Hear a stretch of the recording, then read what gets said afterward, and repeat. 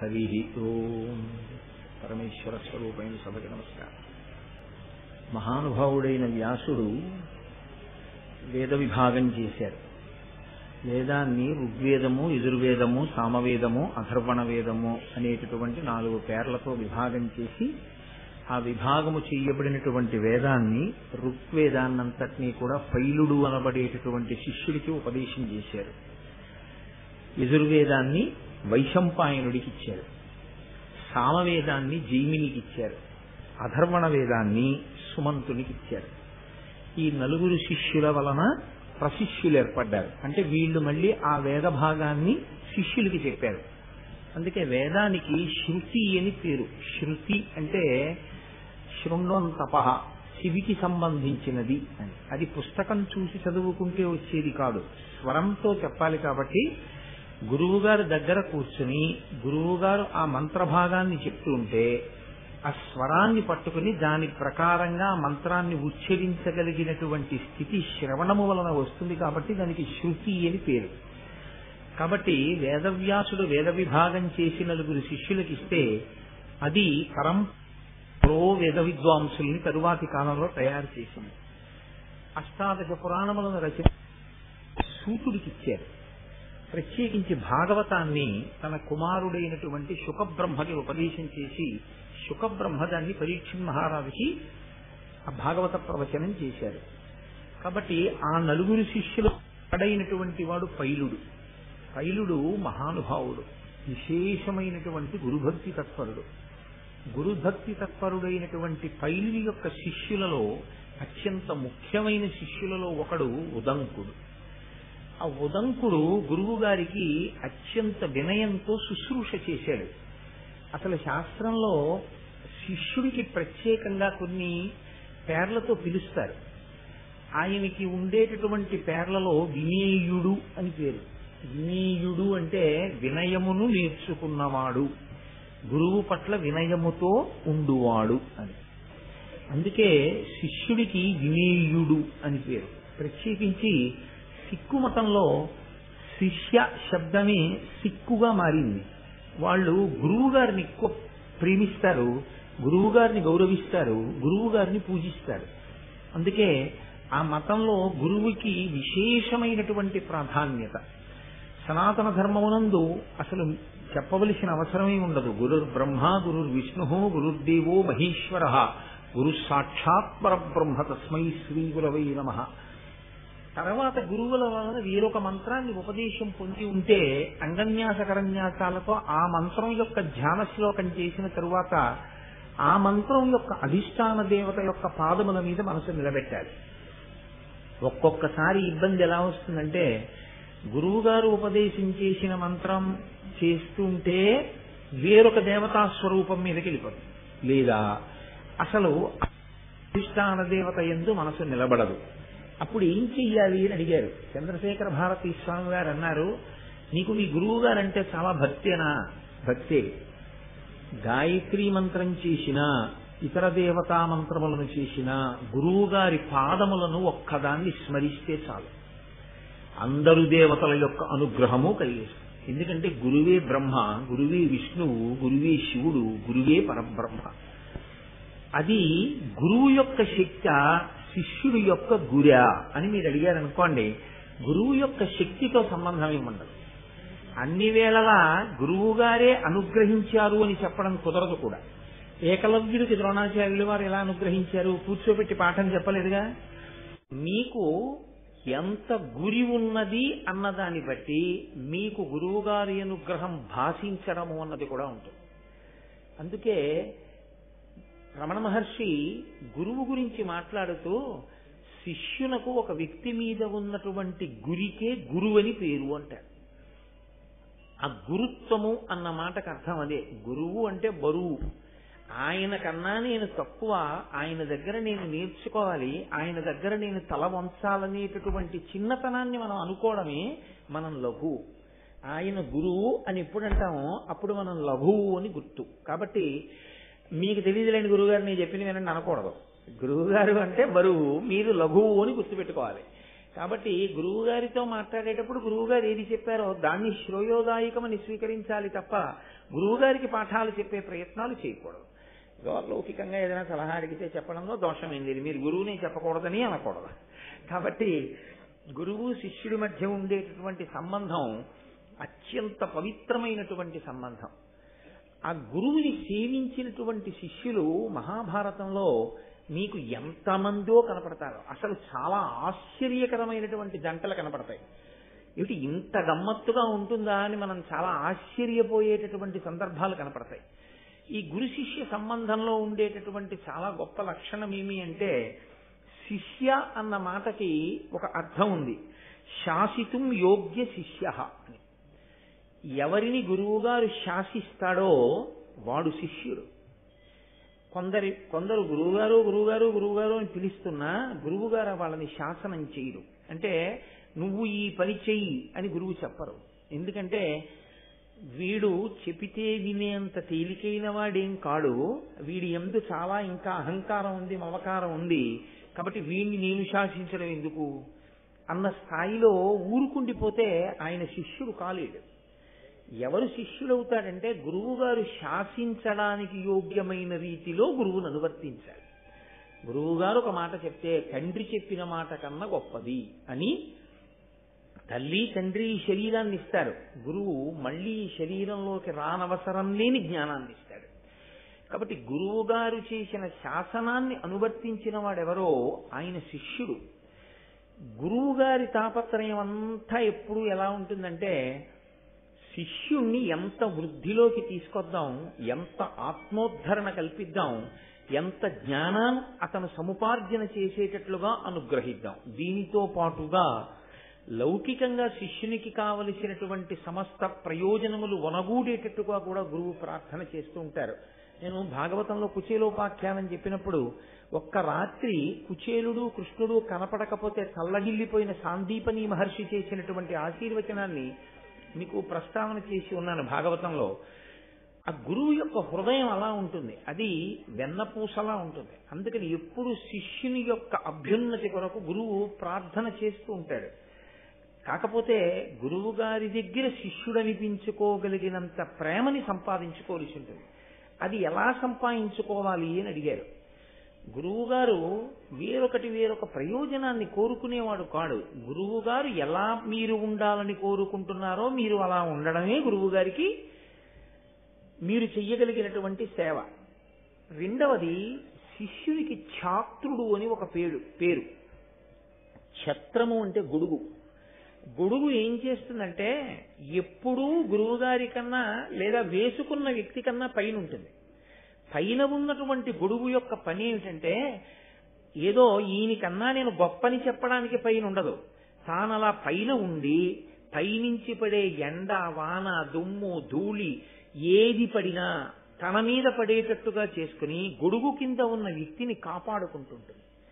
శిష్యుడు నిరంతరము ఏం చేస్తుంటాడంటే, మా గురువు గారు డస్సిపోకుండా, మా గురువు గారు సొక్కిపోకుండా ఉంటే, ఆయనకి మరికొంత కాలం మిగిలితే ఆ మిగిలిన కాలాన్ని ఆయన ఇంకా బాగా వేదాధ్యయనానికి, ఇంకా బాగా ఈశ్వరుని యొక్క సేవకి, ఆయన ఇంకా బాగా గ్రంథాలని పఠించడానికి వినియోగించుకుంటే, దాని వలన అమృతత్వం కలిగినటువంటి గురువు ఆ విద్య దాచుకోకుండా మళ్ళీ 10 మందికి పంచిపెడతారు. కాబట్టి ఆ గురువు కొన్ని వేల మందికి అందించడానికి వీలుగా ఆయనకి ఎక్కువ సమయం మిగిలేటట్టు నేను చెయ్యాలి. 2, గురువుకున్న లక్షణం తన ఆయుర్దాయం తాను తగ్గించేసుకుంటాడు. ఈశ్వరుడు ఊపిరుల రూపంలో ఆయుర్దాయాన్ని ఇస్తాడు. నిరంతరం వాక్య నిర్మాణమునందు ఉండడం చేత, మాట్లాడేటటువంటి వ్యాసంగమునందుండే కారణం చేత ఏమవుతుందంటే, ఆ ఊపిరి బాగా దీర్ఘవాక్య నిర్మాణం చేయడం, లేకపోతే లఘువాక్య నిర్మాణం చేయడం, లేకపోతే వాక్యాన్ని ఎక్కడెక్కడ విరవాలో అక్కడక్కడ ఆపి ఊపిరి తీసి విడిచిపెట్టిన కారణం చేత లోపల ఆ ఊపిరిల సంఖ్య బాగా ఎక్కువై ఆయుర్దాయం తగ్గిపోయి తొందరగా శరీరాన్ని విడిచిపెట్టే అవకాశం ఉంటుంది. ఆయుర్దాయాన్ని తనకి తాను తగ్గించేసుకుంటున్నాడు తెలిసి కూడా. అలా ఎక్కువ మాట్లాడడం వలన ఆయుర్దాయం క్షీణించిపోతోందని తెలుసు. 2, మనుష్యునికి భగవంతుని ఇచ్చినటువంటి అద్భుతమైన కానుక స్వరపేటిక. ఆ స్వరపేటికకి ఒక లక్షణం ఉంటుంది, అది అరిగిపోతుంది. అది కాలక్రమంలో మాట్లాడగా జీర వచ్చేసి క్రమక్రమంగా అది మూగపోతుంది, ఆ స్వరపేటిక పనిచేయదు. అలా ఎంతమందో అటువంటి స్థితిని పొందారు. ఇది తెలిసి మాట్లాడుతూనే ఉంటాడు గురువు. ఎవరి కొరకు ఇది అంటే త్యాగేనైకే అమృతత్వమానసు. అయ్యో నేను చెప్పకపోతే ఇంక నేను చదువుకున్న చదువు ఎందుకు, పోతే పోని స్వరపేటిక, తగ్గిపోతే తగ్గిపోని ఆయుర్దాయం, నా వల్ల 10 మందికి ఉపయోగం కలిగితే నాకు అంతకన్నా ఏం కావాలని మాట్లాడతాడు గురువు. తన శరీరాన్ని స్వరపేటికనే త్యాగం చేస్తున్న గురువు మీ దగ్గర నుంచి ఏం కోరుకుంటాడని మీరు ఊహిస్తారు? అంత పెద్దవే విడిచిపెట్టిన వాడు ఇంకేది కోరుకున్నట్టు. కాబట్టి ఏం చేయమందంటే ఛత్రమై నిలబడమని చెప్పింది. మిగిలిన సమయాలలో ఆయన అంత డస్సిపోకుండా ఆయనకి నువ్వు విశ్రాంతినివ్వగలిగితే కనీసం ఆయన ఆయుర్దాయం మరికొంత పెరుగుతుంది. కాబట్టి గురువుని చంపుకోవడం అంటే గురువుని ఇబ్బంది పెట్టడం, గురువుని కాపాడుకోవడం, బ్రతికించుకోవడం అంటే గురువు గారిని ఖేద పెట్టకుండా ఆయనని అనువర్తించడం. ఈ లక్షణములు ఎవరు తెలుసుకుని అనువర్తిస్తారో వాడికి శిష్యుడు అని పేరు. అందుచేత గురువు చేత శాసింపబడతాడు. కేవలము చదువుకోవడం కాదు, చదువుకోవడంతో పాటుగా ఈ విషయాన్ని చూస్తూ ఉంటారు. అసలు ఇంకొక పెద్ద రహస్యం ఏంటంటే, ఇప్పుడు నేను చెప్పేటటువంటి ఈ ప్రక్రియ మామూలుగా ఇవాళ ఉన్న రోజుల్లో పరిస్థితిని నేను అన్వయం చెయ్యట్లేదు, ఇది చాలా తక్కువకు అన్వయం అవుతుంది. పూర్వం గురువు గారి ఆశ్రమానికి వెళ్లి విద్యార్థులు చదువుకునేవారు. అప్పుడు గురుపత్ని అన్నం పెడుతుంది వీళ్ళకి. గురుపత్ని కోరికంతా ఏముంటుంది, తన సౌభాగ్యం మీదే ఉంటుంది. ఆయన అలా ఉండాలి, నేను పసుపు కుంకాలతో ఉండాలని ఉంటుంది. కాబట్టి గురువు గారి యొక్క ప్రాణరక్షణ కొరకు, గురువు గారిని రక్షించుకోవడం కొరకు చేసేటటువంటి శుశ్రూష గురుపత్ని యొక్క అనుగ్రహానికి కారణమవుతుంది. గురుపత్ని యొక్క అనుగ్రహం గురువు గారి అనుగ్రహంతో సమానమే. కాబట్టి పూర్వం అంత జాగ్రత్తగా అనువర్తించడం అనేటటువంటిది లోకంలో ఉండేది. నన్నయ్య గారు మహానుభావుడు భారతాన్ని ఆంధ్రీకరిస్తూ ఉదంకోపాఖ్యానాన్ని ప్రారంభం చేస్తూ ఆయన ఒక మాట అన్నారు. పైలుడి దగ్గర శిష్యరికం చేసేటటువంటి ఉదంకుడు గురువు గారి దగ్గర పాఠాలు నేర్చుకున్నాడు. పైలుడు ఏం చెప్పాడు, ఉదంకుడు ఏం నేర్చుకున్నాడు, దాని గురించి చాలా అందమైన పద్యం ఒకటి చేస్తూ, గురుకులమునందు గురులకు పరిచర్యలు నర్చి తానపరిమిత నిష్ఠాపరుడై జ్ఞానము వడసెన గురుదయ అణిమాది కాష్టగుణములతోడం. ఆయన ఎలా చదువుకున్నాడో చెప్తున్నారు. గురువు గారి దగ్గర చదువుకోవడం అంటే గురువు గారు ఏమైపోయినా పర్వాలేదని చదువుకోవడం కాదు. గురువు గారి దగ్గర నేర్చుకోవడం అంటే అలా ఉండాలి వినయం. గురుకులమునందు గురులకు పరిచర్యలు నర్చి, గురువు గారికి సేవ చేస్తూ, గురుపత్నికి సేవ చేస్తూ, గురువు గారి ఆశ్రమమునందు సేవ చేస్తూ. అసలు ఆశ్చర్యకరమైన విషయాన్ని ఒకదాన్ని శాస్త్రం ప్రతిపాదన చేస్తుంది. గురువు గారి ఇల్లు దేవాలయము అంది శాస్త్రం. దేవాలయములోనికి మీరు ఎప్పుడు పడితే అప్పుడు వెళ్ళడం కుదరదు, ఎలా పడితే అలా వెళ్ళడం కుదరదు. దేవాలయ తుల్యమైనటువంటి గురువు గారి ఇంట్లోకి మాత్రం ఆర్తితో ఉండి కూడా ప్రవేశించవచ్చు. కానీ గురువుగారు ఇబ్బంది పడేలా మాత్రం అస్తస్థమానం గురువుగారింటికి వెళ్లి ఇబ్బంది పెట్టకూడదు. నేను మీకు యథార్థం చెప్తున్నాను, నాకు అన్నిటికన్నా జీవితంలో చాలా భయమైన విషయం మా గురువుగారింటికి వెళ్ళడమే. ఇప్పటికీ నేను మా గురువుగారింటికి కొన్ని నెలలకి ఒక్క పర్యాయమే వెళతాను. అది కూడా 1000 మార్లు నేను వారికి విజ్ఞాపన చేసి, చాలా బలీయమైన కారణం ఉంది నేను వెళ్ళవలసి ఉంటుంది అంటే అప్పుడు గురువుగారి అనుమతి తీసుకుని వెళ్ళి, వారి దగ్గరికి వెళ్ళినప్పుడు వారు మాట్లాడడమే, నేను మాట్లాడడం అనేటటువంటిది బహు తక్కువగా, గురువుగారు మాట్లాడింది విని ఎంత తొందరగా పని పూర్తి చేసుకోగలిగితే అంత తొందరగా వారి ఊపిరికి ఖేదం కలగకుండా చూసుకుని లేచి వస్తాను. యథార్థంగా చెప్పాలంటే నేను మా గురువు గారి ఇంటికి వెళ్ళిన దానికన్నా మా గురువు గారు నా దగ్గరికి వచ్చిన సందర్భాలే ఎక్కువ ఉంటాయి. ఆయన ప్రేమ అటువంటిది. నేను ఇక్కడ భారతం చెప్తున్నాను అంటే అనేక సందర్భాల్లో నేను ఉపన్యాసాలు చేస్తుంటే పరమ ప్రీతితో లోపలికి వస్తే వెంటనే నేను వేదిక దిగి నమస్కారం చేస్తానని మా గురువు గారు ఆ చివరెక్కడో ఎవ్వరికి కనపడకుండా కూర్చుని వింటారు. విని, నాన్న ఈ ఘట్టాన్ని ఇంకా ఇంత బాగా చెప్పచ్చు, లేదా ఇవాళ నువ్వు చెప్పిన దాని వల్ల నా మనసు రంజిల్లిందిరా అని రాత్రి ఫోన్ చేసి చెప్తారు. ఆయనకి సంతోషం కలిగితే ఆయనే అకస్మాత్తుగా వస్తారు. గురువుగారి అనుగ్రహము అంటే గురువుగారు ఇబ్బంది పడకుండా చూడడంలోనే ఎక్కువ ప్రాధాన్యత. అదే గురు పరిచర్య అన్న మాటకు అర్థం. కాబట్టి గురుకులమునందు గురులకు పరిచర్యలు నర్చి తానపరిమిత నిష్ఠాపరుడై జ్ఞానము పడచెను. నిష్ఠ ఆచార సంబంధము. గురువుగారి దగ్గర వింటే వచ్చేస్తుంది అనుకోవడం తప్పు. దానికి తగినట్లుగా ఆచరణాత్మకము కావాలి. ఆచరణ కూడా ఉండాలి. ఆచరించి చూపించాలి. గురువుగారు ఏం చెప్పారో దాన్ని త్రికరణ శుద్ధిగా ఆచరణ చేస్తే గురువు విశేషమైనటువంటి తృప్తిని పొందుతారు. అలా చెయ్యడం వల్ల గురువు గారి యొక్క అనుగ్రహం కలిగింది ఉదంకుడికి. కలిగితే ఏమైంది? అణిమాదికాష్ట గుణములతోడన్ ఆయన విద్యలు నేర్చుకున్నాడు. దాంతో పాటుగా అణిమ, గరిమ, లఘిమ ఇటువంటి అష్టసిద్ధులు కూడా ఆయనకు వచ్చేసాయి. ఆయన అనుకుంటే గాలిలో వెళ్ళిపోగలడు. ఆయన అనుకుంటే ఎక్కడేం జరుగుతోందో తెలుసుకోగలడు. అలా అష్టసిద్ధులు ఆయనకి వశం అయ్యాయి. అష్టసిద్ధులు వశమవడం కోసమని ఆయన జరిగింది లేదు, కానీ ఆయనకి వశం అయిపోయాయి అంతే. ఇది ఎంత చిత్రంగా ఉంటుందంటే శంకరాచార్యులు వారు దక్షిణామూర్తి స్తోత్రం చేస్తూ ఓ మాట అంటారు. సర్వాత్మత్వమితి స్ఫుటీకృతమిదం యస్మాదముష్మిన్స్తవే తేనాశ్వ శ్రవణాత్ తదర్థ మననాత్ ధ్యానాచ్చ సంకీర్తనాత్ సర్వాత్మత్వ మహావిభూతి సహితం స్వాదీశ్వరత్వం స్వతః సిద్ధేత్తత్ పునరష్టదా పరిణితం చైశ్వర్యం అవ్యాహతం అంటారు. దక్షిణామూర్తి స్తోత్రాన్ని రోజు చదువుతూ దక్షిణామూర్తి తత్వాన్ని బాగా పరిశీలనం చేసినటువంటి వాడికి ఆత్మస్థితితో పాటుగా ఆత్మ ఎరుకలోనికి రావడమే కాకుండా అష్టసిద్ధులు కూడా వశమవుతాయి. కానీ అష్టసిద్ధులు ఎటువంటివి అంటే కాకి పెంట ఎటువంటిదో అటువంటివి. ఆత్మని తెలుసుకోవడం ప్రధానం, ఆత్మగా నిలబడడం ప్రధానం. కానీ సిద్ధుల కోసం వెంపర్లాడడం అంత హేయాతిహేయమైనటువంటి విషయం. కాబట్టి దాని కొరకు ఆత్మజ్ఞాని వెంపర్లాడడం, వాటిని చూసి మురిసిపోడు, వాటి పట్ల ఆకర్షితుడు కాడు, వాటితో సంబంధం ఏముండదు. కావలసిందల్లా ఆత్మని ఎరుకలోనికి తెచ్చుకుని తాను ఆత్మగా అద్వైతానుభూతిని పొందడమే. అటువంటి స్థితిని ఉదంకుడు పొందగలిగినాడు. దీనికి అంతటికీ కారణం గురువుగారి యొక్క అనుగ్రహం. అయితే నేను ఇవాళ సందర్భం వచ్చింది కాబట్టి మీతో ఒక మాట ప్రస్తావన చెయ్యాలి.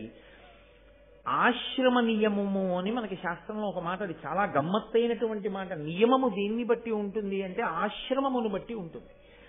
ఆశ్రమము అంటే నేను ఏదో ఎవరో ఉండే ఆశ్రమాల గురించి మాట్లాడుతున్నానని మీరు అనుకోకూడదు. మనమే జీవితంలో పుట్టినది మొదలు కొన్ని ఆశ్రమాల్లో ఉంటాం. బ్రహ్మచర్యాశ్రమము, గృహస్థాశ్రమంలో ప్రవేశించడానికి పూర్వం బ్రహ్మచర్యంలో ఉంటాడు. బ్రహ్మచర్యాన్ని విడిచిపెట్టాడు అంటే గృహస్థాశ్రమము, తర్వాత వానప్రస్థాశ్రమము, తర్వాత సన్యాసాశ్రమము. ఈ నాలుగింటిలో ఉంటుంటారు జనులు. ఇందులో ఏ ఆశ్రమాన్ని బట్టి ఆ ఆశ్రమానికి నియమం ఉంటుంది తప్ప ఒక ఆశ్రమంలో ఉన్నటువంటి వాడు వేరొక ఆశ్రమంలో ఉన్నవాడి నియమాన్ని పరిపాలన చేయకూడదు, అలా బ్రతకకూడదు, తప్పది.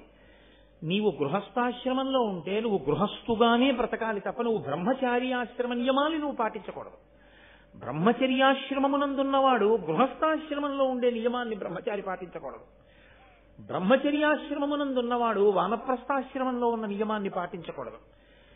ఎవరో సన్యాసిని చూశాయని చెప్పిన బోధలు విని నువ్వు గృహస్థుగా ఏం ఆచరించాలో ఆచరించాలి, కానీ సన్యాసి జీవితాన్ని నువ్వు గృహస్థుగా అనుకరించకూడదు. ఏది ఎక్కడ నువ్వు పాటించాలో అవి మాత్రమే పాటించాలి. కాబట్టి ఆశ్రమ నియమ పాలనం అనేటటువంటిది సనాతన ధర్మమునందు ఆచారకాండలో అత్యంత ప్రధానమైనటువంటి లక్షణం. చాలా చాలా ప్రధానం. ఏ ఆశ్రమంలో ఉన్నవాడు ఆ ఆశ్రమ నియమాన్నే పాటించాలి తప్ప వేరొక ఆశ్రమ నియమాన్ని తాను పాటించకూడదు. ఇందులో సన్యాసాశ్రమ నియమము అంటే తూచా తప్పకుండా పాటించినటువంటి బహుగొప్ప సన్యాసి, కంచికామకోటి పీఠాధిపతులు, నడిచే దేవుడిని పేర్గాంచినటువంటి ప్రాతస్మరణీయులు మహాపురుషుడు శ్రీ శ్రీ శ్రీ చంద్రశేఖరేంద్ర సరస్వతి మహాస్వామి వారు. ఆయన ఇంకా అసలు తూచా తప్పేవారు కాదు, అంత ఖచ్చితంగా పాటించేవారు సన్యాసాశ్రమ నియమం. గృహస్థాశ్రమ నియమాన్ని కూడా అంత గొప్పగాను పాటించి చూపించినటువంటి మహాపురుషుడు ఒకరు అదే కాలంలో ఆంధ్రదేశంలో ఉన్నారు. తాడేపల్లి రాఘవనారాయణ శాస్త్రి గారని ఈ సభలో ఉన్నటువంటి పెద్దలు కొంతమందికి తెలిసి ఉంటుంది. తాడేపల్లి రాఘవనారాయణ శాస్త్రి గారంటే ఎంతటి మహాపురుషుడో తెలుసా అండి? వారి శరీరం విడిచిపెట్టిన తర్వాత వారి శరీరాన్ని అగ్ని యందు వేయించారు. ఆయన చితాభస్మంలోంచి బాలాస్వరూపం వచ్చింది. అంటే ఆయన ఎంత ఉపాసన చేశారో మీరు ఆలోచించండి.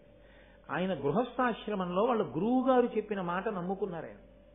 అది గురువు మీద విశ్వాసం అంటే, అది గురి అంటే. ఆయన కటిక దరిద్రం అనుభవించారు ఒకప్పుడు. ఎంత కటిక దరిద్రం అంటే అమ్మవారి పూజ చేశాక నైవేద్యం పెట్టడానికి ఇంట్లో అటుకులు కాదు, అటుకు కూడా లేదు,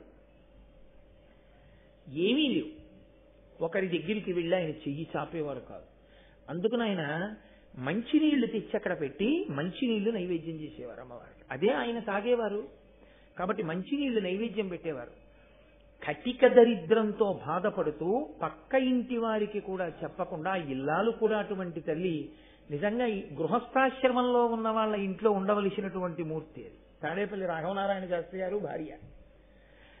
ఆయన 27 పర్యాయములు లలితా సహస్రనామ స్తోత్రంతో అమ్మవారిని పూజ చేసి కటిక దరిద్రంలో 27 పర్యాయములు మంచినీటిని లలితా అమ్మవారికి నైవేద్యం చేశారు. చేసి ఆయన ఇంకొకసారి లలితా సహస్రం చదవడానికి ఓపిక లేదు. అప్పటికే అన్నం తిని చాలా రోజులు అయిపోయింది. లలితా సహస్రం చదవబోయి మాదన్ను పడిపోయింది. స్పృహ తప్పిపోతూ ఇంకా నోటి వెంట పలుకు పలకలేక, అప్పుడు కూడా గురువు గారి మాట మీదే నమ్మకం. గురువు గారు నాకు ఈ మంత్రం ఇచ్చారు, పరదేవత ఉన్నది అని చెప్పారు, నన్ను కాపాడుతుంది పరదేవత, ఆయన నమ్మకం అంతే. ఆయన సొమ్మసిల్లిపోయారు పూజామందిరంలో. పరదేవత నిజంగా వచ్చి కూర్చుని ఆయన తల ఎత్తి చేత్తో పట్టుకుని పాయసాన్నం తీసి ఆయన నోట్లో పెట్టి పసిబిడ్డకి తినిపించినట్లు తినిపించారు అంతే. ఇక రాఘవనారాయణ శాస్త్రి గారి జీవితంలో వెనక్కి తిరిగి చూడలేదు. ఆ రాఘవనారాయణ శాస్త్రి గారి దగ్గరికి చంద్రశేఖరేంద్ర సరస్వతి స్వామి వారు ఏమైనా అనుమానాలుంటే శిష్యుల్ని రాఘవనారాయణ శాస్త్రి గారి దగ్గర కనుక్కోండి అని పంపించేవారు. అంతటి ఉపాసకులు వారు.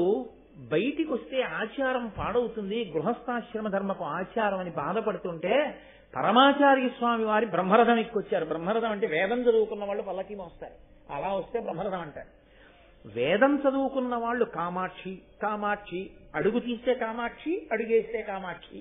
మొన్న మనం కంచి వెళ్ళినప్పుడు ఆ పల్లకీలు చూశాం కదా, ఆ పల్లకీలు పట్టుకుని వస్తుంటే రాఘవనారాయణ శాస్త్రి గారి ఇంటికి వచ్చి ఇంట్లో దిగి, అది మహానుభావులు గురువులంటే.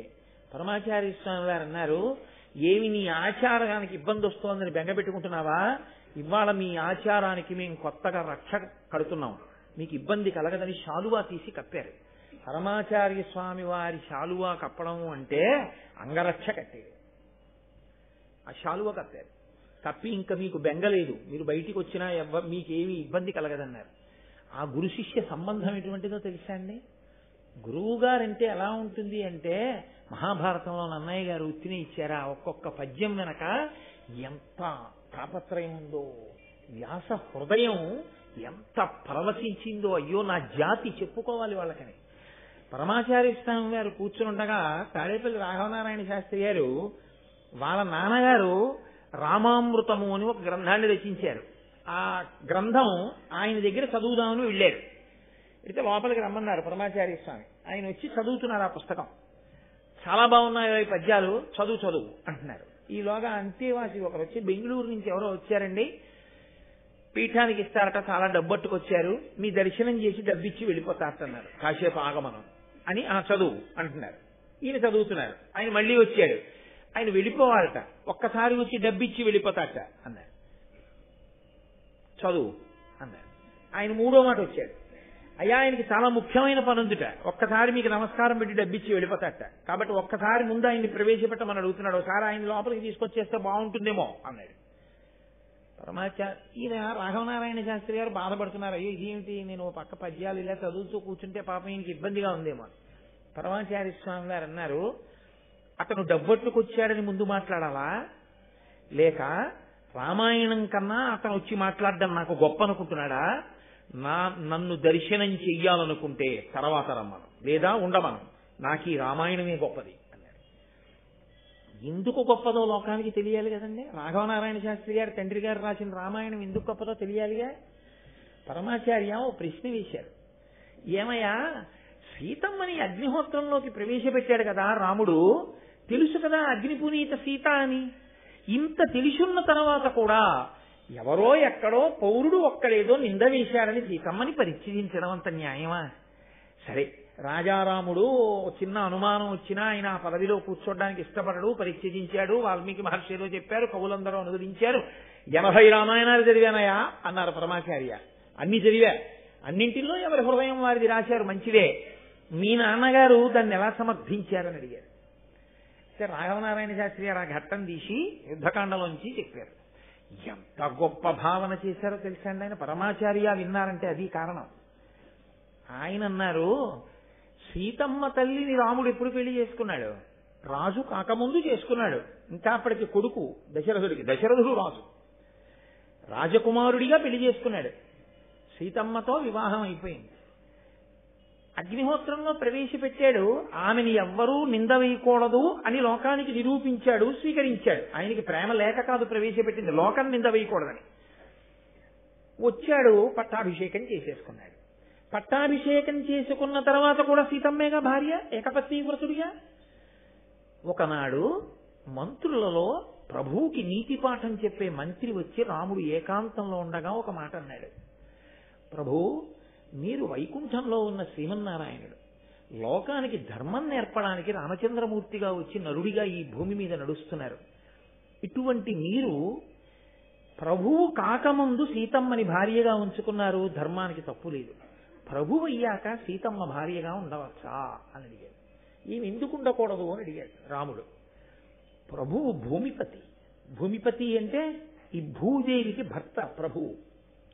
అప్పుడు సీతమ్మ మీకేమవుతుంది?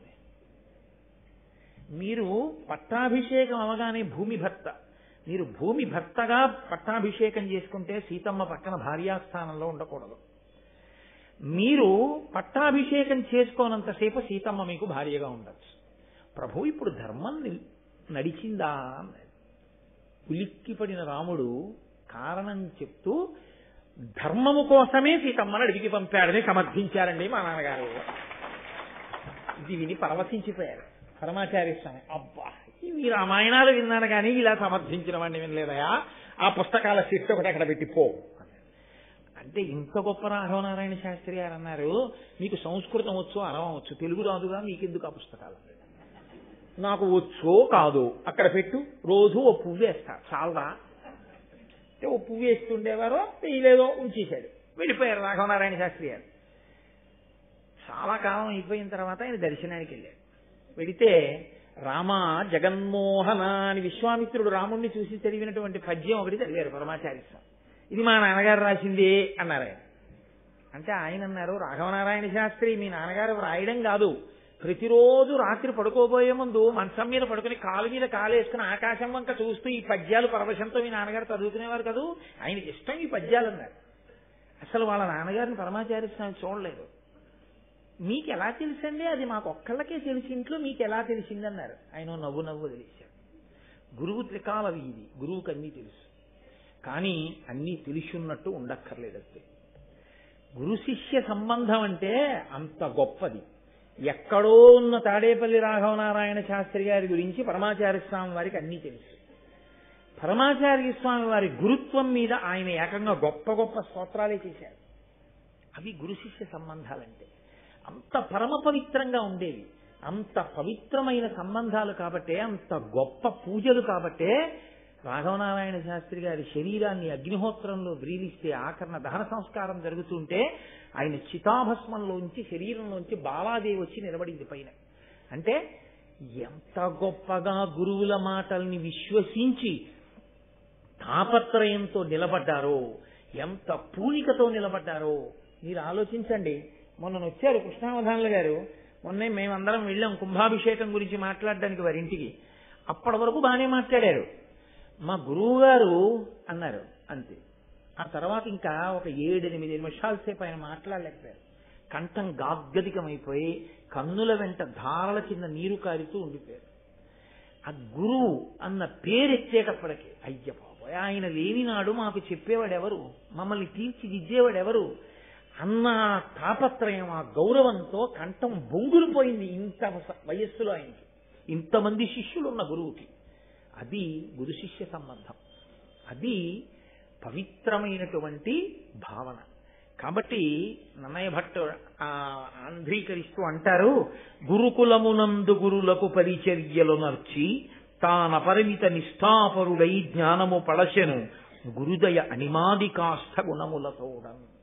ఆయన ఆ అష్టసిద్ధులతో పాటుగా వేద విద్యను, దానికి సంబంధించినటువంటి సమస్త జ్ఞానమును పొందాడు ఉదంకుడు. పొందిన తరువాత ఒక నియమం ఒకటి ఉంది. ఆశ్రమంలో గురువు గారి దగ్గర విద్య నేర్చుకున్న తరువాత గురువు నిత్యతృప్తుడైన గురువుని అడుగుతారు, గురుదక్షిణ అని ఒక మాట. గురువు గారు మేము ఏదైనా సమర్పిస్తాం, మీరు ఏదైనా కోరండి. గురువు నిత్యతృప్తుడు కాబట్టి అడగడు. ఒక్కొక్కతో ఏదైనా తన జీవనం గడవడానికో 10 మంది శిష్యులకి పాఠం చెప్పడానికో అన్నం పెట్టడానికో ఆయన ఏదైనా కోరిక కోరితే కోరచ్చు. పైలుడు ఒక చిరునవ్వు నవ్వన్నాడు, నాకేం కావాలయా, నాకేం అక్కర్లేదండి. అంటే ఉదంకుడు అన్నాడు, గురువుగారి దగ్గర ఆశ్రమంలో ఇన్ని నేర్చుకుని గురువుగారికి దక్షిణ ఇవ్వకుండా వెళ్ళిపోకూడదు. కాబట్టి నేను మీకు దక్షిణ ఇవ్వాలనుకుంటున్నాను, మీరేమైనా అడగండి అన్నాడు. ఆయన చిరునవ్వు నవ్వి ఊరుకున్నాడు. ఇప్పుడు గురువు గారు మాట్లాడటం లేదు. గురువు గారితో సమాన స్థాయి ఎవరిది అక్కడ? గురుపత్నిది. కాబట్టి గురుపత్నిని వెళ్ళి అడిగాడు ఆయన, అమ్మా గురువు గారి దగ్గర ఇన్ని నేర్చుకున్నానమ్మా, మీరు నాకు రోజు అన్నం పెట్టారు, అమ్మ గురుదక్షిణ ఇవ్వాలనుకుంటున్నాను, ఏం కావాలమ్మా అని అడిగాడు. ఆవిడంది, పక్కనే ఉన్నాడయా వాద్యం చేస్తూ పౌష్య మహారాజు, ఆ పౌష్య మహారాజు యొక్క భార్య కుండలములను నాకు తెచ్చి ఇయ్యి. అంటే అలా అడగడానికి కారణం ఏమిటి అంటే, కుండలములు 5వ తనానికి చిహ్నాలు. ఆ కుండలములు అటువంటి శక్తి కలిగినవి. ఒక్కొక్క వస్తువుకి శక్తి దేని వల్ల వస్తుందంటే, ఆ వస్తువుని పట్టుకున్న వ్యక్తి వలన వస్తుంది. అదో విచిత్రం. లోకంలో అత్యంత గొప్ప వ్యక్తి, గొప్ప ఈశ్వరారాధన చేసేటటువంటి వ్యక్తి చాలా కాలం ముట్టుకున్నటువంటి కళాన్ని మీకు ఇచ్చారనుకోండి, ఆ కళానికి ఒక పవిత్రత ఉంటుంది. మీరు సరిగ్గా ఉంచుకుంటే ఉంటుంది, మీరు విరిచేస్తే పోతుంది ఆ పవిత్రత. కాబట్టి గురువుల దగ్గర నుంచి వచ్చినటువంటి పూచిక పుల్లకి కూడా శక్తి ఉంటుంది. ఎందుకంటే అది వారి శక్తి వలన ఆ వస్తువులోనికి ప్రవేశిస్తుంది. అది వారికి ఉండేటటువంటి గుణం. అందుకే మీరు కొంచెం జాగ్రత్తగా చూస్తే అగ్నికి ఆకర్షణ శక్తి ఉంటుంది. అగ్నికి కేవలము కాల్చడమే కాదు, ఆకర్షిస్తుంది. అందుకే మీరు చూడండి, ఎప్పుడైనా ఆ పిడుగు పడినప్పుడు ఆ టీవీలో ఆ పెద్ద కరెంట్ వస్తే ఆ అగ్ని దూరంగా కూర్చున్న వాళ్ళు చచ్చిపోతారు. దానికి కొంత దూరంలో ఉన్నవాళ్ళు చనిపోవడం సంభవిస్తూ ఉంటుంది. అంటే దీని శక్తి, దీని ప్రకంపన అక్కడ వరకు వెళ్ళిపోతుంది, ఆకర్షణ అక్కడ వరకు వెళ్ళి ఆయనలో ప్రవేశించి చంపేస్తుంది. అలాగే గురువుగారు మహాపురుషులు, గొప్ప ఉపాసకులు, మహాపతివ్రతలు, ఇటువంటి వారు ఉపయోగించేటటువంటి వస్తువుల యందు కూడా తత్సంబంధమైనటువంటి శక్తి ప్రవేశిస్తుంది. కుండలములు, చెవులకు పెట్టుకునేటటువంటి ఆభరణములు ప్రత్యేకించి సువాసినులవి. వివాహం అయిపోయినటువంటి స్త్రీలు పెట్టుకునేటటువంటి కర్ణాభరణములకు ఒక ప్రత్యేకమైనటువంటి లక్షణం ఉంటుంది. అది 5వ తనానికి చిహ్నం. అందుకే ఎట్టి పరిస్థితుల్లోనూ కూడా కర్ణాభరణం లేకుండా భర్తకి కనపడకూడదు అని చెప్తారు. అసలు ఒకవేళ ఏ కారణం చేతనైనా చెవికి ఆభరణాన్ని తీసేసి మళ్లీ పెట్టుకోవలసి వస్తే ఆ సమయంలో భర్త గారికి పరాకు చెప్తారు, అయ్యా కాసేపు ఈ గదిలోకి రాకండి మీరు అని చెప్తారు. చెప్పి గది తలుపు వేసుకుని జాగ్రత్తగా కర్ణాభరణం తీసేసి మళ్లీ కర్ణాభరణం పెట్టేసుకోవాలి.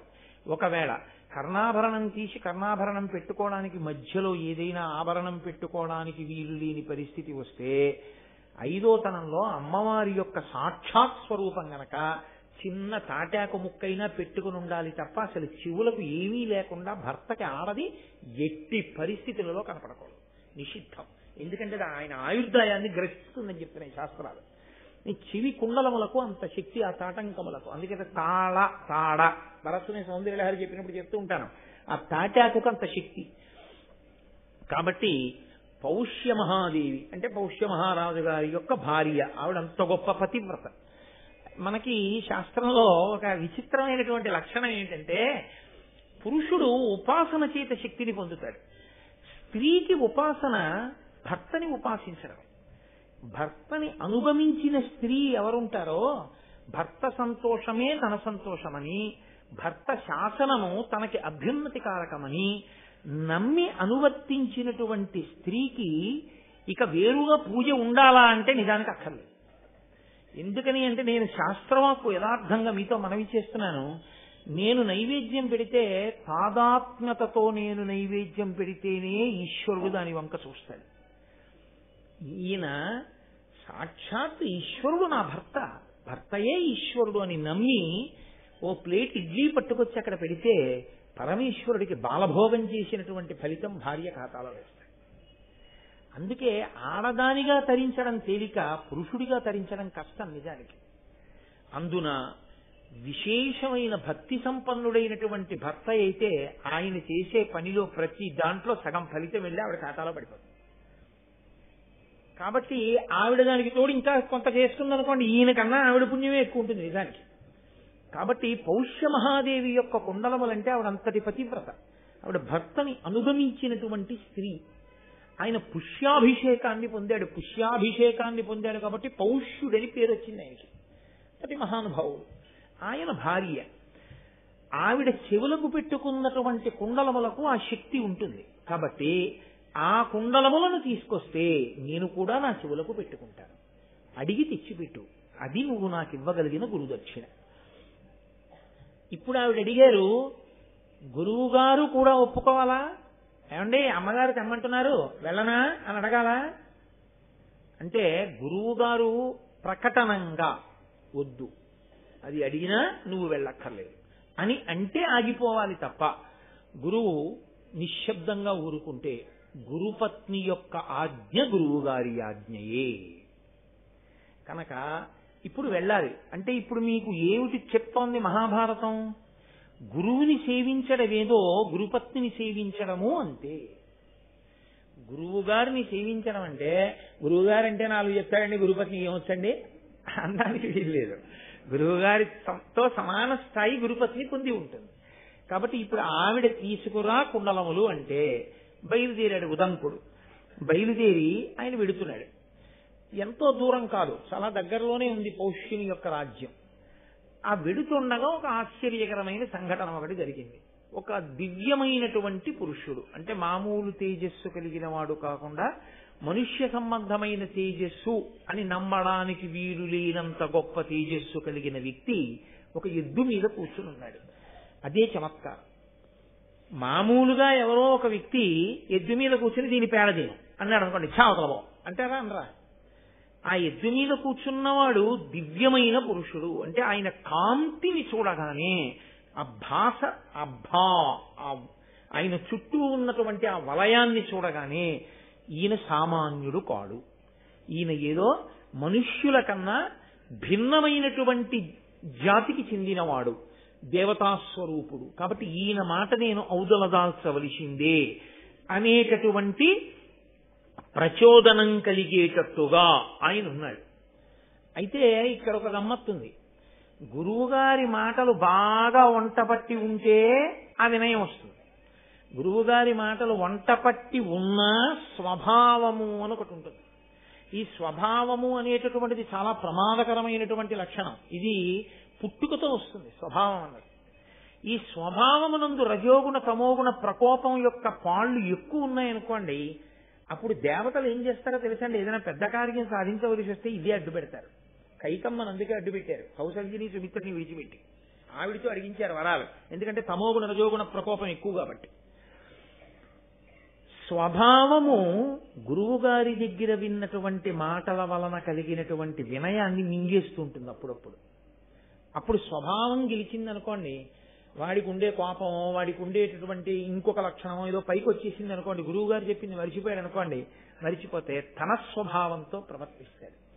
అందుకే గురుపాదుక పూజనీయం ఎందుకైందో తెలుసండి, అది గురువు గారిని మోసింది.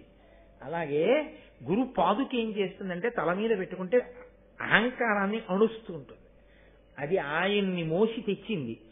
ఆ వినయం మీకు కూడా ఇస్తుంది. అందుకే ప్రపంచంలో ఎవరి పాదుకకి పూజ లేదు, ఒక్క గురు పాదుకకే పూజ. కనుక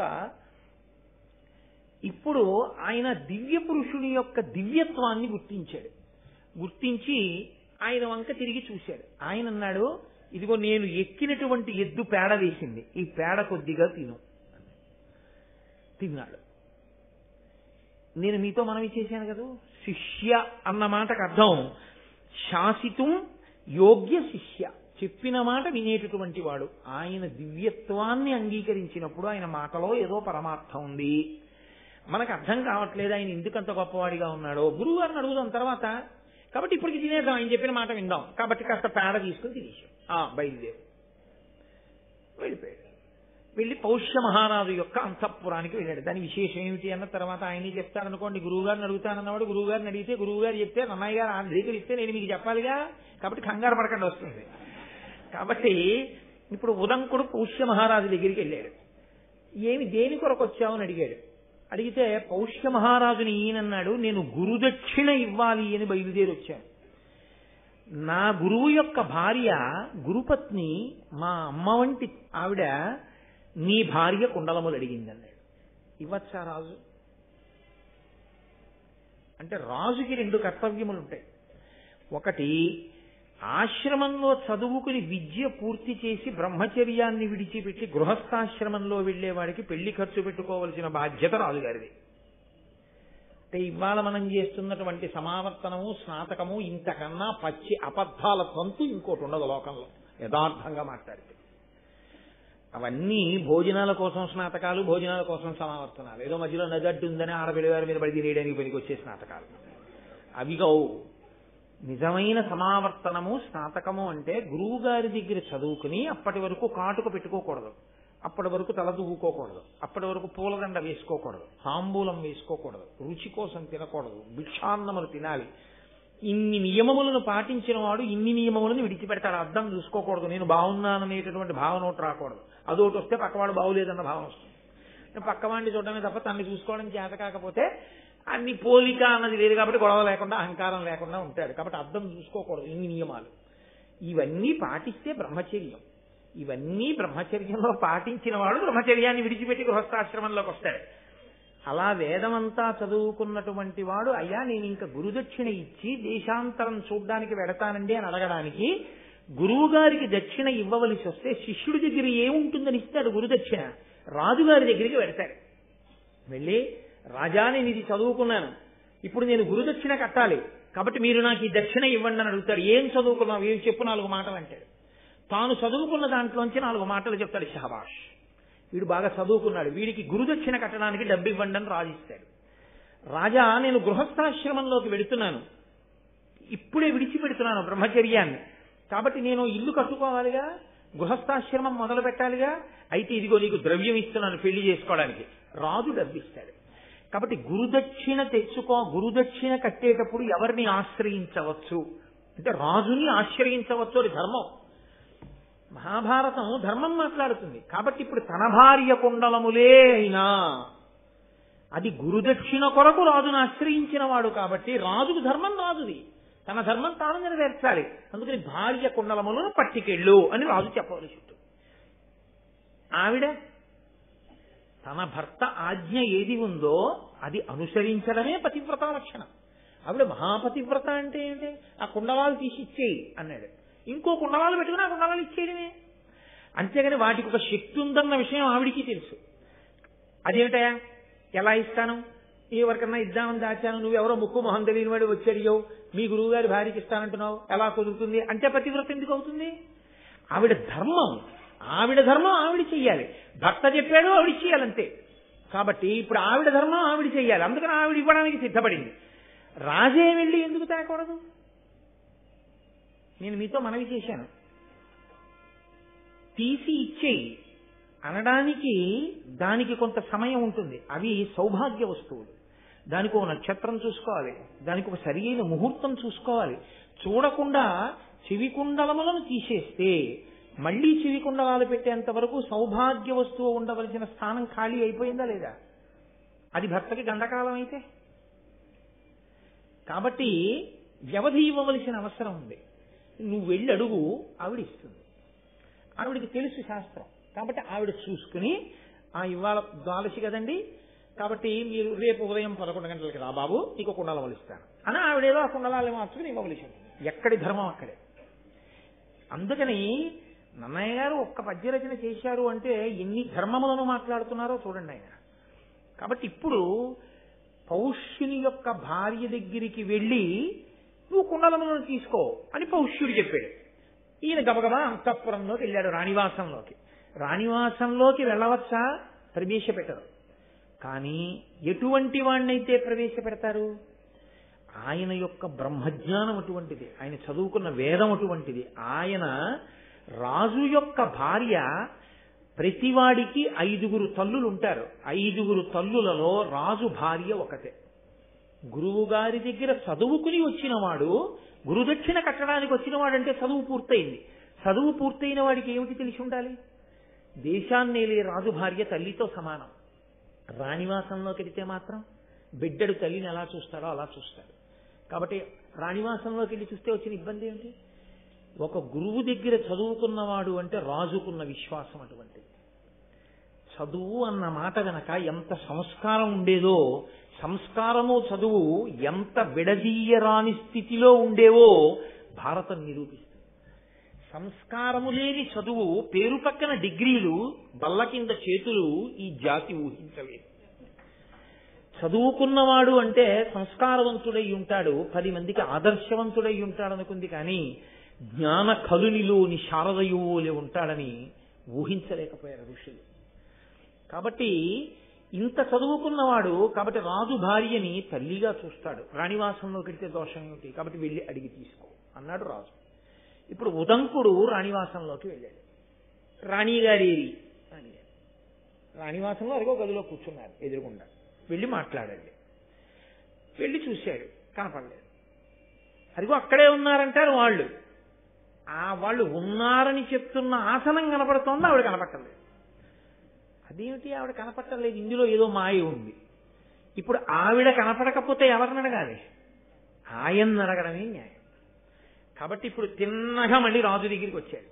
వచ్చి, మహారాజా, నేను మహారాణి గారి దర్శనం కోసం వెళ్ళాను, కానీ నాకు ఆవిడ కనపట్టలేదు రాణివాసంలో. అందుచేత నేను ఎలా తీసుకోను కుండలాలని అడిగాడు. అడిగితే రాజు అన్నాడు, భూమినుత నిన్ను త్రిభువన పావను అశుచివని ఎట్లు పలకనవు? ఆ దేవి పవిత్ర పతివ్రత కావున అశుచులకు కానగాదనవద్య. నువ్వు భూమినుత, నువ్వు ఈ భూమి యందు భూ వినుత, నువ్వు అన్ని గురువు గారి దగ్గర చదువుకున్నవాడివి, అందరి చేత గౌరవింపబడవలసిన వాడివి. నేను నిన్ను ఒక మాట అనకూడదు, నువ్వు అపవిత్రుడవు అని నేను అనకూడదు. కానీ నువ్వు అపవిత్రంగా ఉన్నావు అన్న విషయం నీకు తెలియడానికే నేను వెళ్ళి రాణి దగ్గర కుండలాలు పుచ్చుకో అన్నాను. ఎందుకని అన్నానో తెలుసా? అవి పవిత్రమైనవైతే పుచ్చుకునేటప్పుడు నువ్వెలా ఉండాలి? నువ్వు పవిత్రంగా ఉండాలి కదా. నువ్వు పవిత్రంగా లేకుండా పవిత్రమైనటువంటి వస్తువుని పుచ్చుకోవడానికి నీకే అర్హత ఉంది? దేవాలయంలోకి వెళ్ళేటప్పుడు కనపడ్డ ప్రతి పుల్లతోటి పళ్ళల్లో గుచ్చుకుని ఆ పుల్ల అవతల పారేసి దేవాలయంలోకి వెళ్ళి ప్రసాదం పుచ్చుకుంటే నీకు ఈశ్వరానుగ్రహం కలుగుతుందని నువ్వెలా చెప్పగలుగుతున్నావు? నువ్వు ఆ అనుగ్రహాన్ని పొందడానికి వీలైన శౌచంతో నువ్వు దేవాలయంలోకి వెళ్ళవలసిన అవసరం ఉందా లేదా? ఏ వస్తువుని ముట్టుకునేటప్పుడు ఎలా ఉండాలో అలా ఉండి ముట్టుకోవలసి ఉంటుంది. అంతేకాని చేతులకి రబ్బరు తొడుగులు వేసుకోకుండా నువ్వు ఎలక్ట్రిక్ వైర్ ముట్టుకుంటున్నావా? ముట్టుకోవట్లేదే. ఒంటి మీద తడి బట్టలు ఉండగా నువ్వు విద్యుత్తిగా ముట్టుకుంటున్నావా? ముట్టుకోవట్లేదే. అంటే నీకు తగిలింది కాబట్టి షాక్ తెలుస్తోంది. ఈశ్వర ప్రసాదాన్ని అలా పుచ్చుకోకూడదన్న విషయం షాక్ కొట్టిన తర్వాత నేర్చుకుందాం అనుకుంటున్నావా? అలా వద్దని చెప్పిన గురువు ఉన్నప్పుడు ఎందుకు అలా షాక్ కొట్టించుకునే ప్రయత్నం చేస్తావు? శౌచంతో వెళ్ళు దేవాలయంలోకి. ఎక్కడ నీకు ధూళి దర్శనం ఉందో అక్కడ వెళ్ళి కౌలించుకో. ప్రయాణం చేసి వచ్చిన శ్రీశైలాది క్షేత్రములలో ఈశ్వరుడు అనుగ్రహించాడు అలాగా. కాబట్టి నీవు అపవిత్రుడవు అని నేను చెప్తే బాగుంటుందా? ఇన్ని చదువుకున్న వాడివి నువ్వు అపవిత్రంగా ఉన్నావయా, నీవు కుండలములను ఎలా పుచ్చుకుంటావు? మా ఆవిడ ఇస్తే మాత్రం పుచ్చుకోవడానికి నీకు అధికారం ఏముంది అపవిత్రంగా ఉన్నవాడికి అని నేను అనొచ్చా? అనకూడదు. అందుకని అనలేకపోయాను. కానీ ఓ బ్రహ్మచారి, నీకొక విషయం చెప్తున్నాను. ఆ దేవి పవిత్ర, పతివ్రత. నా భార్య మహాపవిత్రురాలు, ఆమె మహాపతివ్రత. ఆమె అశుచులకు కనగాదనవద్య. ఎవరు అపవిత్రంగా ఉంటారో, శౌచము లేదో, శౌచము అన్న మాటకు అర్థం ఏంటంటే బాహ్య అభ్యంతరాన్ని రెండు ఉంటాయి శౌచాలు. బయట స్నానం చేసే పోయేది ఒకటి, లోపల మనస్సంతా ఈశ్వరుడి మీదే నిలబడితే వచ్చేది ఒకటి. నీకు శౌచము లేదు.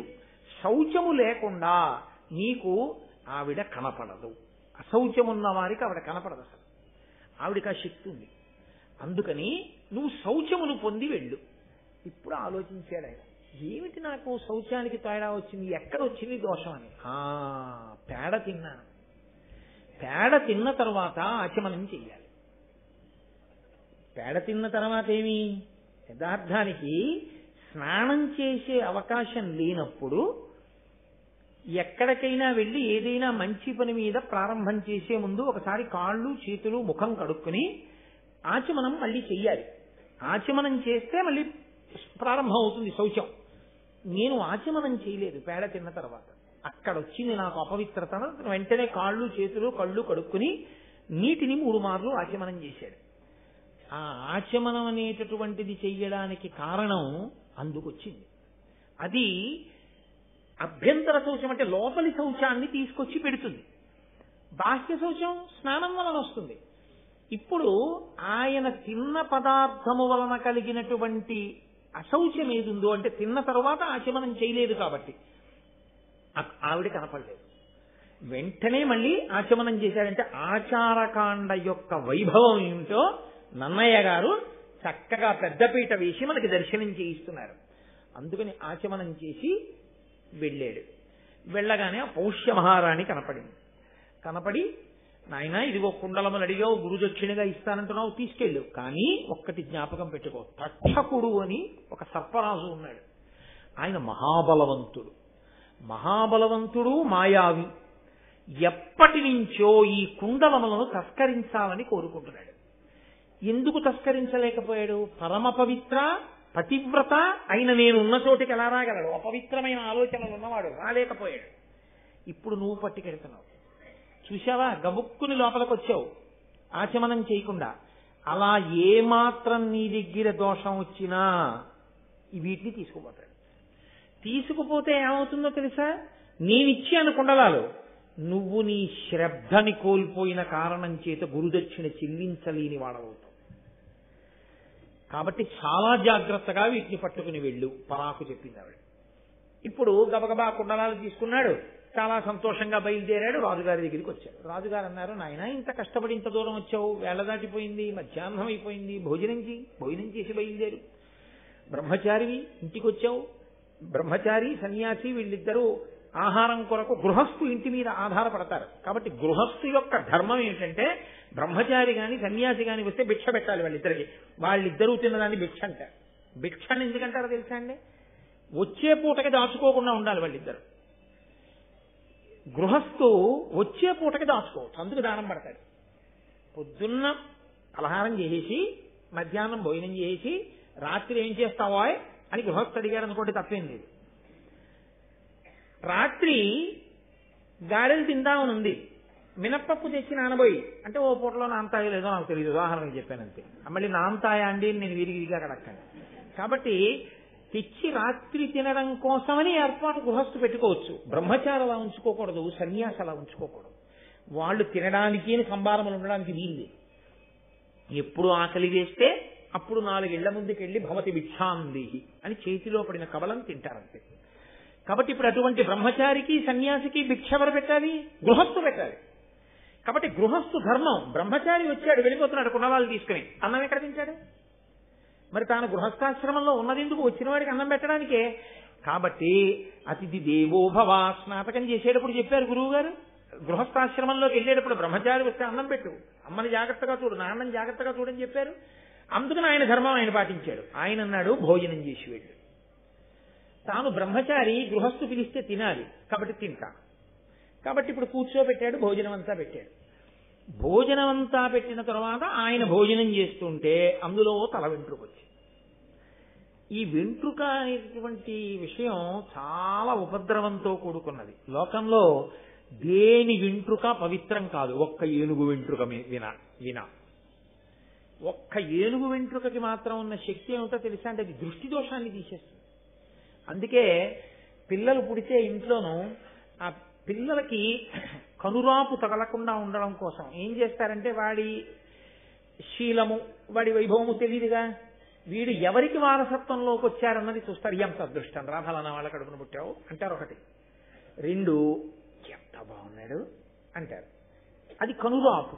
ఆ కనురాపు విరిగిపోవడానికి ఏం చేస్తారంటే ఏనుగు వెంట్రుక తీసుకొచ్చి ఏదో తావీజులోనో ఉంగరంలోనో పెట్టి పెడతారు. చిన్నపిల్లాడైతే ఉంగరం పెట్టుకోలేడు కాబట్టి తావీజులో పెట్టి మొలతాడు కడుతుంటారు. అలా నేను అన్నానని ఏ వెంకటాచలమో వెళ్ళినప్పుడు ఏనుగుల వెంట్రుకలన్నీ పీకేకండి, తప్పు కూడా. అది ఈశ్వర సేవలో ఉన్న ఏనుగు యొక్క వెంట్రుక తేవడం దోషం. అది ఈశ్వరుడి సొత్తు. వెంకటేశ్వర స్వామి వారు పిలిచిన ఆ ఏనుగు వెంట్రుక తీసుకోవాలి. మీకు చెప్తే తేవాలి తప్ప మీరు వెళ్ళి ఆ ఏనుగు వెంట్రుకలు పీకేసి తెచ్చేయడం అలాంటి పనులు చేయకూడదు. ఏ అరణ్యంలోకి వెళ్ళి తెమ్మని కూడా నేను చెప్పను. అలాగని లేనిపోని ఉపద్రవాలు చేసి కోటేశ్వరారు పురాణంలో చెప్పారు వెంకటాచలంలో చావద్దన్నారని అడవికి వెళ్ళానండి అని చెప్పకండి, అదో కూడా. అంటే ఒక్కొక్కసారి చాలా విచిత్రంగా ఉంటాయి కొన్ని సమస్యలు, సభాముఖంగా చెప్పేవి కావు. అదేమిటంటే నేను చెప్పింది వీళ్ళకి ఇలా ఎలా అర్థమైంది అనిపిస్తుంది ఒక్కొక్క ఫోన్ కాల్ వింటుంటే. కాబట్టి ఆయన ఆ తల వెంట్రుక చూశాడు. వెంట్రుక అనేటటువంటిది అత్యంత హేయము. ఉత్తర క్షణంలో ఆ పదార్థాన్ని విసర్జించేయవలసి ఉంటుంది. ఇప్పుడు ఏమైందంటే అర్ధాకలితో లేచిపోయాడు బ్రహ్మచారి. ఉత్తరాపోసనం పట్టియాలి, లేచిపోవాలి. అది తినకూడదు ఆ పదార్థాన్ని, అది దూష్యము తింటే. సరే ఇప్పుడైతే మన ఇళ్లలో ఉండేవన్నీ అవి అనుకోండి నేల మీద. ఎందుకుంటున్నాయి అంటే దోషం ఎవరిదో తెలుసా అండి? మగవాళ్ళదే. కారణం ఏమిటో తెలుసా? అసలు దువ్వెన అన్నది ఎవరి కొరకు వచ్చిందంటే కేవలము ఆడవారి కొరకే వచ్చింది. దువ్వెన మగవాడు ఉపయోగించే వస్తువు కానీ కాదు. ఎందుకంటే ఆయన శిఖతో ఉంటాడు, ఎప్పుడు తలనీలాలు ఇచ్చేసి శిఖ కొంచెం పెద్దదవగానే ఓ ముడేసుకుని మళ్ళీ తలనీలాలు తీసేస్తుంటాడు. ఇంకా దువ్వెన అవసరం ఆయనకి ఏంటి? దువ్వెన పెట్టి దువ్వుకుంటే చిన్న వెంట్రుకలు ఊడి ఇంట్లో కనపడ్డాయంటే దువ్వెన వాడిన తప్పు, శిఖ లేని తప్పు, గుండు చేయించుకొని తప్పు, వెంట్రుకలు ఊడిన తప్పు వాడిది. కాబట్టి ఇప్పుడు అందులోకి వెంట్రుక వస్తే అర్ధాకలితో బ్రహ్మచారి లేచిపోయాడు. బ్రహ్మచారి అర్ధాకలితో లేచిపోతే మరి బాధ కదండి. సగమాకలితో లేచిపోవడం స్వభావము అని మీతో నేను మాట చెప్పాను చూసారా, అది దుడుక్కున పైకి వచ్చింది. పిల్లవాడు కదూ, ఆకలి శ్రద్ధతో పెట్టద్దు. అన్నం పెట్టినప్పుడు గృహస్థు బ్రహ్మచారికి భిక్ష పెట్టేటప్పుడు ఒళ్ళు దగ్గర పెట్టుకు పెట్టకుండా వెంట్రుకతో అన్నం పెడతావా? కడుపు నిండనే లేదు, లేచిపోయాను. ఒకసారి తినమండి మళ్ళీ వెళ్ళి ఇంకోసారి తినకూడదు, మళ్ళీ ఇంకా రాత్రి ఎప్పుడో ఏ పలహారం వరకు ఉండాలి. ఎంత దూరం నడవాలి ఈ ఆకలితోటి? ఎంత ఇబ్బంది పెట్టావు నన్ను. ఆయనకి కోపం వచ్చి నీకు దృష్టి పోవుగాక అన్నాడు పౌష్య మహారాజు. అనగానే పౌష్యుడు అన్నాడు, నువ్వు బ్రహ్మచారివి, నేను గృహస్థుని, నా ధర్మం నేను నెరవేర్చాను. నేను వండానా? నేను నీకు కావాలని వెంట్రుక వేసి పెట్టానా? అది పొరపాటున వెంట్రుక వచ్చింది. సర్వేంద్రియాణం నయనం ప్రధానం. దృష్టి ఎంత ముఖ్యం. దృష్టి లేని వాడు రాచరికం ఏం చేస్తాడు? ఏమిటి రక్షిస్తాడు రాజ్యాన్ని? ఇప్పుడు నాతో పోలేదు. రాజ్యము యొక్క రక్షణే సంకట స్థితిలోకి వెళ్ళింది. నీకొచ్చిన కోపానికి నువ్వు నన్ను మాత్రమే శిక్షించి విడిచిపెట్టలేదు, అమాయకులైన వారి మీద కూడా ఈ శిక్ష యొక్క ప్రభావం పడిపోయింది. ఇది పౌష్యుడి యొక్క హృదయం. నా వరకు నువ్వు శిక్ష వేస్తే ఏమో, కానీ నీ శాపవాక్కునందు అమాయకులు కూడా పడ్డారు. ఇప్పుడు నువ్వు పరిధి దాటావు కాబట్టి నీకు శాపవాక్కు ఇవ్వాలి, నీకు సంతానము కలగకుండుగాక అని శపించాడు. ఇప్పుడు ఏమైంది? పుస్తకాలు చదువుకున్నాడు, ఋషి రుణం తీరింది. యజ్ఞం చేస్తాడు, హోమం చేస్తాడు, దేవతల రుణం తీరింది. తను కొడుకుని కనలేదు, పుత్ర రుణం తీరలేదు, పితృ రుణం తీరలేదు. ఒక రుణం ఉండిపోయిందిగా. ఒక రుణం ఉండిపోయిన వాడికి స్వర్గలోక ద్వారం కూడా చూడనివ్వరు. కాబట్టి ఉన్నత లోకాలు లేవు, మూసుకుపోయి. నువ్వు నన్నంత దూరం తీసుకెళ్లావు కాబట్టి నేను నిన్నింత దూరం తీసుకెళ్లాను. నువ్వు అపుత్రకుడవ వదుకోవాక అంటే ఏమైంది? ఇద్దరు స్వభావాలు పైకి వచ్చాయి. ధర్మం లేదని మీరు అనుకోకండి, ధర్మం ఉంది. కానీ స్వభావము ఏం చేస్తుందంటే ఒక్కొక్కసారి దుందుడుకుగా రజోగుణ తమోగుణ భూయిష్టమై పైకొచ్చి ధర్మాన్ని నొక్కేస్తుంది. నొక్కేసి అంత దూరం తీసుకెళ్ళిపోతుంది.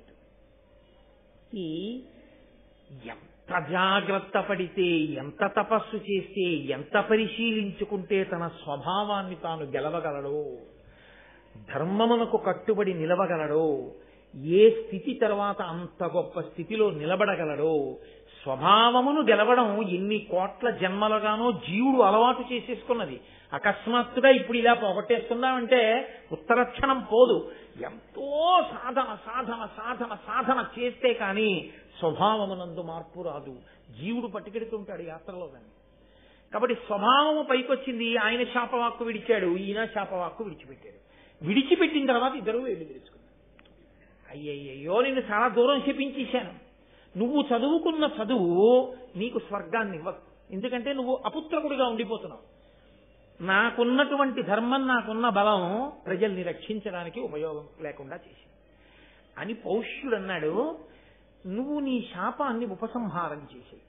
నువ్వు బ్రాహ్మణుడవు కనుక ఆ శాపాన్ని ఉపసంహారం చేసేదో కొంతకాలం ఉండిపోయేటట్టుగానో, లేకపోతే తొందరగా అనుభవంలోకి వచ్చేటో, లేకపోతే శాపాన్ని ఉపసంహరిస్తున్నానో అను. అంటే వాక్కు యొక్క శక్తిని చెప్తోంది భారతం. అస్త్రము ఎంత గొప్పదో, శస్త్రము ఎంత గొప్పదో అంతకన్నా గొప్పది వాక్కు.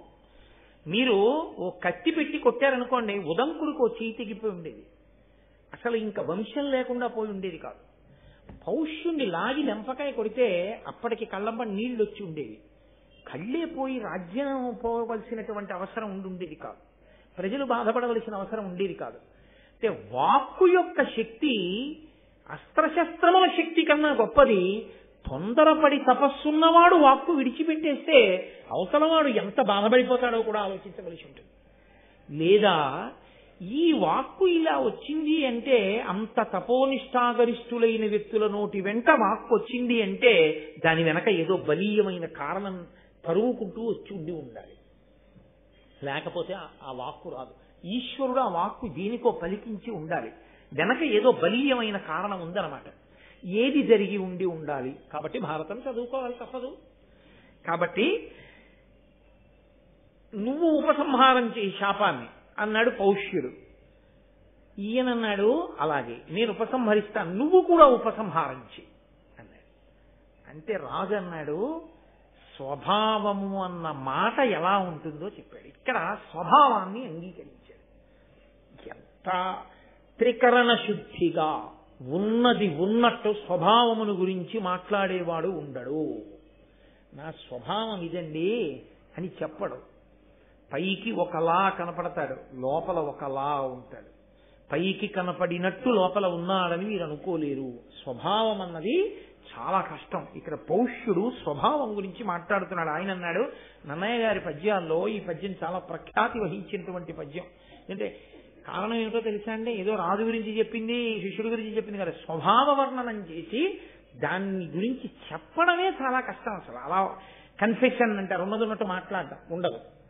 రెండు, స్వభావాన్ని గెలవడం ఎంత కష్టమో చెప్తుంది. కాబట్టి ఆయన అన్నాడు, నిండు మనంబు నవ్యనవనీత సమానము పల్కు దారుణాఖండల శస్త్రతుల్యము జగన్నుతా విప్రులయందు నిక్కము ఈ రెండును రాజులందు విపరీతము కావున విప్రుడోపు ఓపండతిశాంతుడయ్యు నరపాలుడు శాపము గ్రమరింపగన్. ఆయన అన్నాడు, నిండు మనంబు నవనీత సమానము పల్కు దారుణాఖండల శస్త్రతుల్యము జగన్నుత విప్రులయందు. బ్రాహ్మణులు గొప్ప తపస్సు చేసి ఉంటారు. వాళ్ళ మనసు నవనీతంలా ఉంటుంది, అప్పుడే తీసినటువంటి వెన్నముద్దలా ఉంటుంది. కానీ పలుకో దారుణంగా ఉంటుంది, చాలా కఠినంగా ఉంటుంది. కానీ మాట అలా మాట్లాడారు అంటే అవతల వారిని దిద్దడానికి మాట్లాడతారు తప్ప మనస్సు, వారి స్వభావమునందు దోషం లేదు. వారి స్వభావం చాలా మంచిది, అమృత హృదయుడు బ్రాహ్మణుడు, అలా ఉండాలి. కాబట్టి ఆయన వాక్కు కఠినంగా ఉన్న మనసు వెన్నలా ఉంటుంది. కాబట్టి వాక్కు కఠినమైనది వచ్చినా మళ్ళీ దాన్ని తిప్పి అనుగ్రహించగలిగిన లక్షణం బ్రాహ్మణుడికి సహజంగా ఉంటుంది.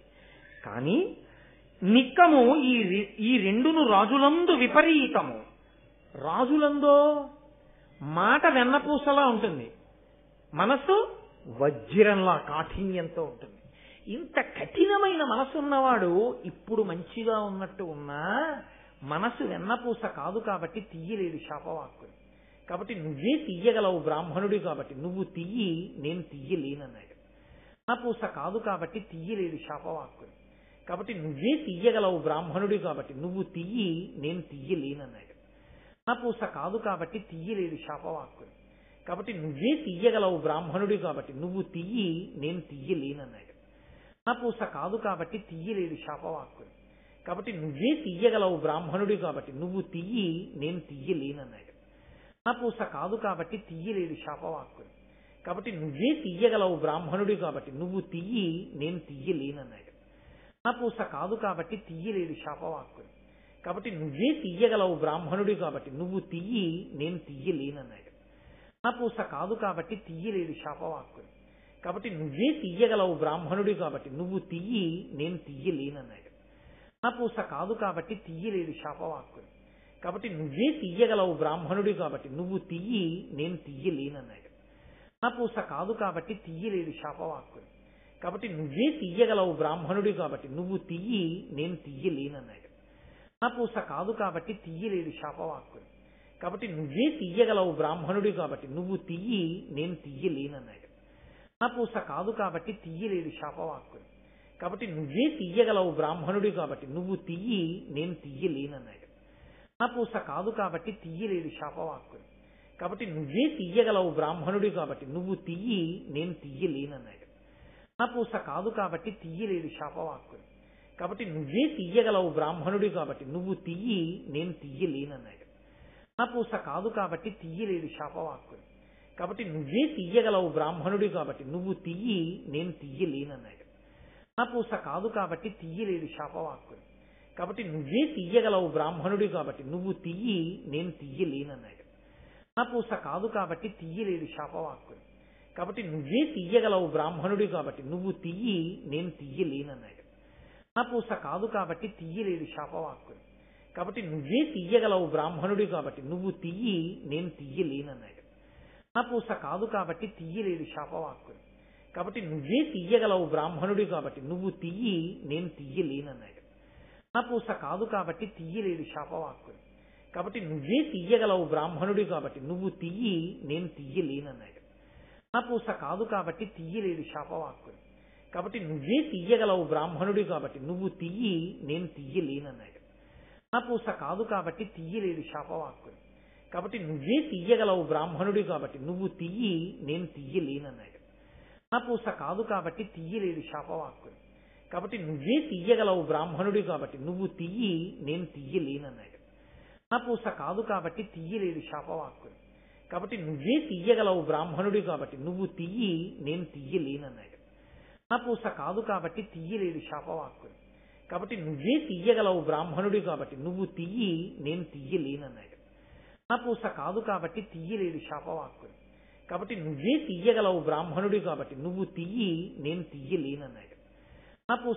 కాబట్టి తీయలేడు శాపవాక్కుని. కాబట్టి నువ్వే తీయగలవు బ్రాహ్మణుడి కాబట్టి నువ్వు తీయి, నేను తీయలేనన్నాడు. వెన్నపూస కాదు కాబట్టి తీయలేడు శాపవాక్కుని. కాబట్టి నువ్వే తీయగలవు బ్రాహ్మణుడి కాబట్టి నువ్వు తీయి, నేను తీయలేనన్నాడు. వెన్నపూస కాదు కాబట్టి తీయలేడు శాపవాక్కుని. కాబట్టి నువ్వే తీయగలవు బ్రాహ్మణుడి కాబట్టి నువ్వు తీయి, నేను తీయలేనన్నాడు. వెన్నపూస కాదు కాబట్టి తీయలేడు శాపవాక్కుని. కాబట్టి నువ్వే తీయగలవు బ్రాహ్మణుడి కాబట్టి నువ్వు తీయి, నేను తీయలేనన్నాడు. వెన్నపూస కాదు కాబట్టి తీయలేడు శాపవాక్కుని. కాబట్టి నువ్వే తీయగలవు బ్రాహ్మణుడి కాబట్టి నువ్వు తీయి, నేను తీయలేనన్నాడు. వెన్నపూస కాదు కాబట్టి తీయలేడు శాపవాక్కుని. కాబట్టి నువ్వే తీయగలవు బ్రాహ్మణుడి కాబట్టి నువ్వు తీయి, నేను తీయలేనన్నాడు. వెన్నపూస కాదు కాబట్టి తీయలేడు శాపవాక్కుని. కాబట్టి నువ్వే తీయగలవు బ్రాహ్మణుడి కాబట్టి నువ్వు తీయి, నేను తీయలేనన్నాడు. వెన్నపూస కాదు కాబట్టి తీయలేడు శాపవాక్కుని. కాబట్టి నువ్వే తీయగలవు బ్రాహ్మణుడి కాబట్టి నువ్వు తీయి, నేను తీయలేనన్నాడు. వెన్నపూస కాదు కాబట్టి తీయలేడు శాపవాక్కుని. కాబట్టి నువ్వే తీయగలవు బ్రాహ్మణుడి కాబట్టి నువ్వు తీయి, నేను తీయలేనన్నాడు. వెన్నపూస కాదు కాబట్టి తీయలేడు శాపవాక్కుని. కాబట్టి నువ్వే తీయగలవు బ్రాహ్మణుడి కాబట్టి నువ్వు తీయి, నేను తీయలేనన్నాడు. వెన్నపూస కాదు కాబట్టి తీయలేడు శాపవాక్కుని. కాబట్టి నువ్వే తీయగలవు బ్రాహ్మణుడి కాబట్టి నువ్వు తీయి నేను తీయలేనన్నాడు. పూస కాదు కాబట్టి తీయలేడు శాపవాక్కుని. కాబట్టి నువ్వే తీయగలవు బ్రాహ్మణుడి కాబట్టి నువ్వు తీయి నేను తీయలేనన్నాడు. పూస కాదు కాబట్టి తీయలేడు శాపవాక్కుని. కాబట్టి నువ్వే తీయగలవు బ్రాహ్మణుడి కాబట్టి నువ్వు తీయి నేను తీయలేనన్నాడు. పూస కాదు కాబట్టి తీయలేడు శాపవాక్కుని. కాబట్టి నువ్వే తీయగలవు బ్రాహ్మణుడి కాబట్టి నువ్వు తీయి నేను తీయలేనన్నాడు. పూస కాదు కాబట్టి తీయలేడు శాపవాక్కుని. కాబట్టి నువ్వే తీయగలవు బ్రాహ్మణుడి కాబట్టి నువ్వు తీయి నేను తీయలేనన్నాడు. పూస కాదు కాబట్టి తీయలేడు శాపవాక్కుని. కాబట్టి నువ్వే తీయగలవు బ్రాహ్మణుడి కాబట్టి నువ్వు తీయి నేను తీయలేనన్నాడు. పూస కాదు కాబట్టి తీయలేడు శాపవాక్కుని. కాబట్టి నువ్వే తీయగలవు బ్రాహ్మణుడి కాబట్టి నువ్వు తీయి నేను తీయలేనన్నాడు. పూస కాదు కాబట్టి తీయలేడు శాపవాక్కుని. కాబట్టి నువ్వే తీయగలవు బ్రాహ్మణుడి కాబట్టి నువ్వు తీయి నేను తీయలేనన్నాడు. పూస కాదు కాబట్టి తీయలేడు శాపవాక్కుని. కాబట్టి నువ్వే తీయగలవు బ్రాహ్మణుడి కాబట్టి